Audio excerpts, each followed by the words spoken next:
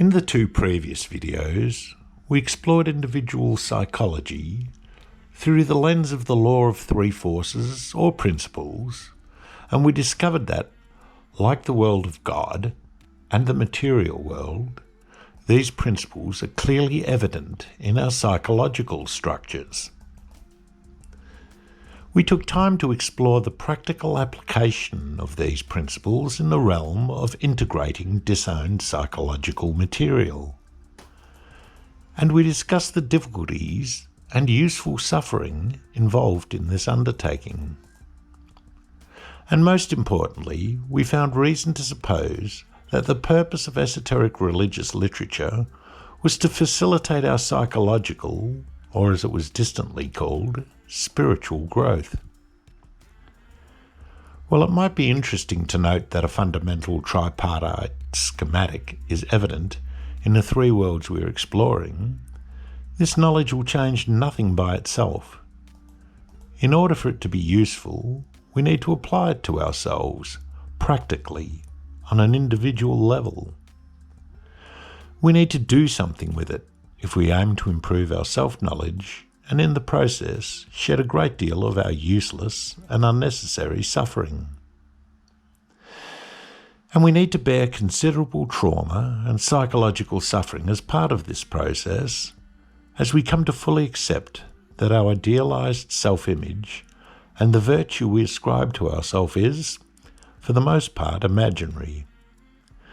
And this understanding must be quite deep in order to achieve anything at all. A theoretical or in-principle agreement is completely useless. And so a very good litmus test is that unless we become truly horrified with how we actually are, unless we feel deeply ashamed and more likely than not fall into depression and self-loathing, we have not yet seen ourselves as we truly are. And so, from an esoteric religious point of view, we have not put ourselves in a position to even begin working towards psychological integration.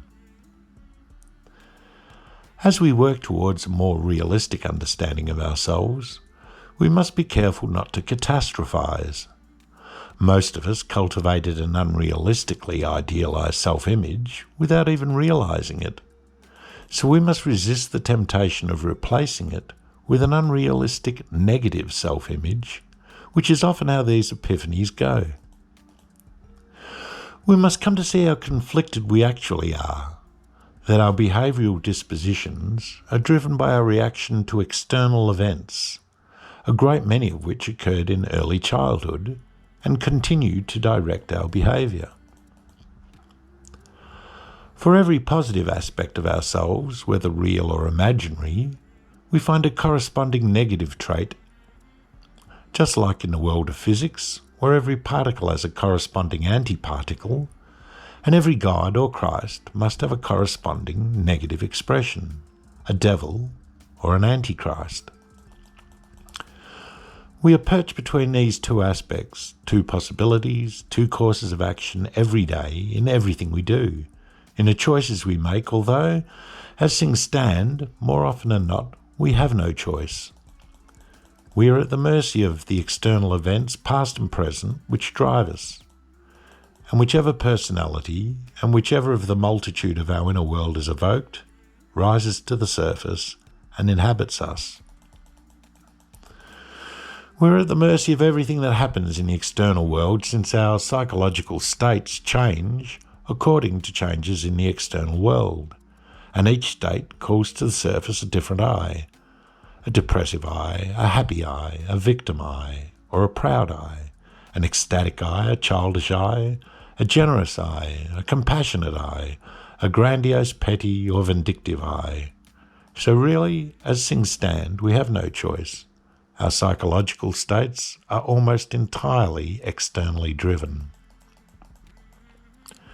So choice becomes possible only when we really understand our situation, through deeply accepting our negative disowned features, through recognising that, like ourselves, others are at the mercy of the inhabitants of their repressed unconscious material, ingrained habits, external influences, and the self-blindness inherent with an idealized self-image.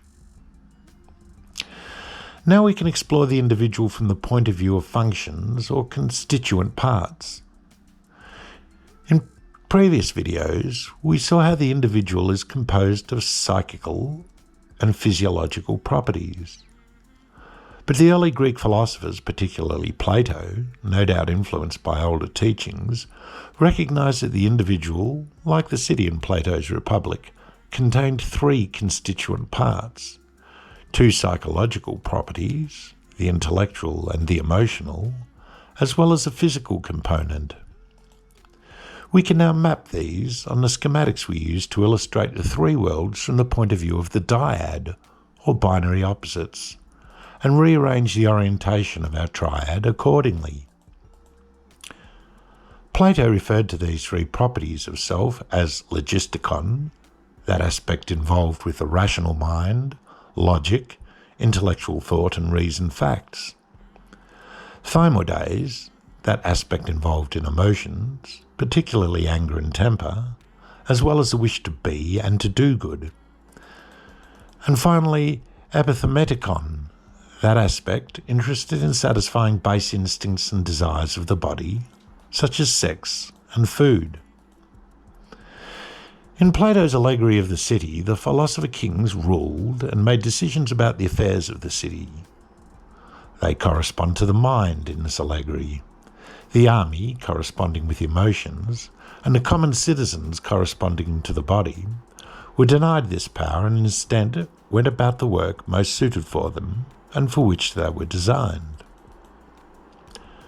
Justice, according to this metaphor, was when the rational mind is put in charge of decision-making rather than the emotions or the body, that the emotions in particular did not side with physical desires, nor did they interfere with the decisions of the rational mind. Very similar allegories are found in Eastern narratives, such as Gurdjieff's story of the horse, cart and coachman. In this allegory, the horse represents our emotions, the cart our body, and the coachman represents a rational mind. The coachman or mind is meant to be in charge of the other components. He controls and properly directs the horses, our emotions, and the carriage, our body, has no authority at all. It merely follows. Only the driver in the story is governed by the unconscious aspects of self. He is asleep at the wheel. He is asleep to himself. In order for things to run as they should, the driver must first wake up so that he can guide this organisation properly. This particular allegory includes many other concepts, but the central ideas are very much the same, and we can find a number of similar allegories such as the house full of servants, which correspond to Plato's ideology regarding the three divisions of the individual and their just and proper place. And actually, in the dialectic of Phaedrus, Plato uses a very similar allegory of the chariot, the driver, and two horses. In this symbolic rendering, the driver represents the mind, and the black and white horses represent the contrasting desires of the body and the emotions, which the driver must control and direct. Very similar artworks appear 1,000 years later, in the major arcana of the Visconti Sforza and Marseille tarot decks of the 15th and 16th centuries, as well as in more contemporary iterations, where they intend to highlight similar ideas. While these three characteristic divisions of ourselves are not especially controversial, and we can easily distinguish them in ourselves, quite remarkably, there are some who cannot distinguish in themselves a difference between thoughts and emotions, while others struggle to distinguish between emotions and the sensations of the body. As we mentioned earlier, the Kabbalah of Jewish mysticism recognized three corresponding fields of study: the practical, emotional, and intellectual aspects of work, along the same three lines as described everywhere in Eastern literature. We find these divisions made in ancient and modern meaning-making pseudo-systems, such as numerology and the Enneagram of type. And these three aspects are included in virtually all systems of type, including Jungian and Myers-Briggs typology, astrology, the tarot, and many others besides. Gurdjieff made another very important observation in his ideology. He recognised that people are characteristically divided into three types. Those whose centre of gravity resides in the body, and whom he referred to as man number one. Those whose centre of gravity resides in his emotional body, whom he called man number two. And those whose centre of gravity resides in their rational minds, whom he described as man number three. These numerical associations are not at all arbitrary, as we will soon see. The human brain contains three basic areas which are deeply and numerously connected with each other. The first of these, which used to be called the reptilian brain, controls the basic movement and essential functions of the body: circulation, breathing, the endocrine system, heartbeat, movement, and so on. The second main area is often referred to as the limbic system, and it is involved with emotions and emotional memory. The third is known as the neocortex, or new bark.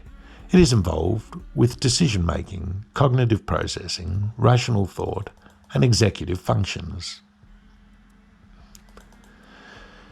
In terms of evolution, the hindbrain was the first to develop, followed much later by the limbic system, and finally in recent times, the neocortex. So the association of these three component parts with the numbers 1, 2 and 3, which we find in Jewish mysticism, Gurdjieffian ideology, Gnosticism, certain forms of numerology, and the triads of the religious world, including the Christian triad, are not coincidental or without significance. Similarly, the hierarchical structure represented by the human brain is especially evident in almost all of these systems and pseudo-systems. In religious literature, the highest faculties are also viewed as the lightest or least dense. So just like in Plato's allegory, the rational mind is the highest, followed by the emotions, and then the physical aspects.